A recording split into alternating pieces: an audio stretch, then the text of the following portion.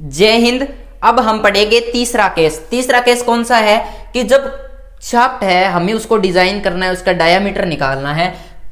कब? जब उस शाफ्ट पे ट्विस्टिंग मोमेंट भी लगे और बेंडिंग मोमेंट भी लगे। हमने स्टार्टिंग में कौन सा किया था? ट्विस्टिंग मोमेंट का, कि जब ट्विस्टिंग मोमेंट ओनली क्या लगता हो, ट्विस्टिंग मोमेंट लगता हो, तब उस शाफ्ट को हमें डिजाइन करना है तो डायामीटर कितना रखेंगे। यदि उस शाफ्ट पे ओनली बेंडिंग मोमेंट लगता हो तब कितना रखेंगे। अब ट्विस्टिंग मोमेंट भी लगे और बेंडिंग मोमेंट भी लगे तब कितना रखेंगे।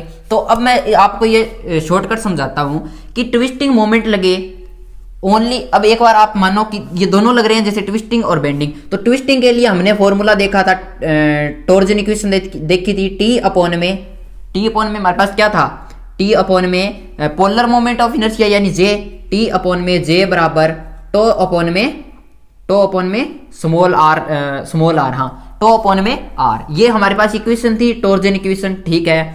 तो इसी प्रकार इसके अंदर बेंडिंग मोमेंट भी है। तो बेंडिंग मोमेंट के लिए इक्वेशन क्या थी? बेंडिंग मोमेंट के लिए इक्वेशन है m अपॉन में आई बराबर सिग्मा b अपॉन में y।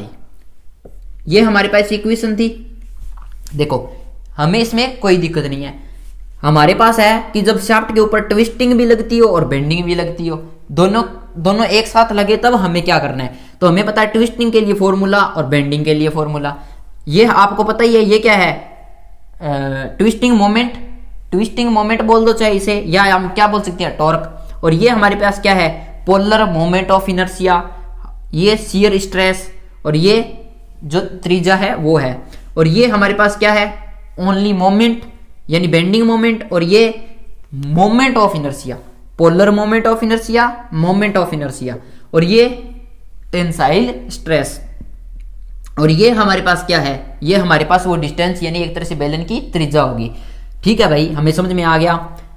आपको क्या होगा? ये आपको पता है, ये आपको पता है। इसका मान कितना होता है? इसका मान होता है पाई अपॉन में 32 इंटू डी की पावर 4, और इसका मान कितना होता है? पाई अपॉन में 64 इंटू डी की पावर 4।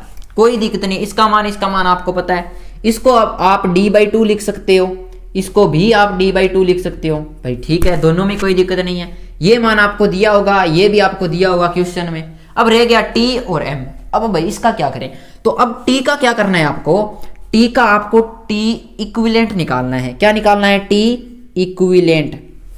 कैसे इसका निकालते हैं हम? t इक्विवेलेंट रूट के अंदर लिखना है आपको, जो आपको t दिया होगा वो प्रश्न में दिया होगा, t square plus m square.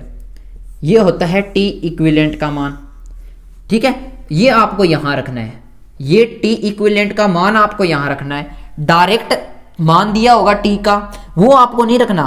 t और m का मान आपको दिया होगा। ऐसे नहीं है कि ये t का मान दिया है, चलो यहां रख दिया, इसका निकाल दिया, m का रख दिया, इसका निकाल दिया, ऐसा नहीं करना। तो आपको क्या करना है? t इक्विवेलेंट का मान रखना है। इसी प्रकार m का इक्विवेलेंट भी निकालना पड़ेगा।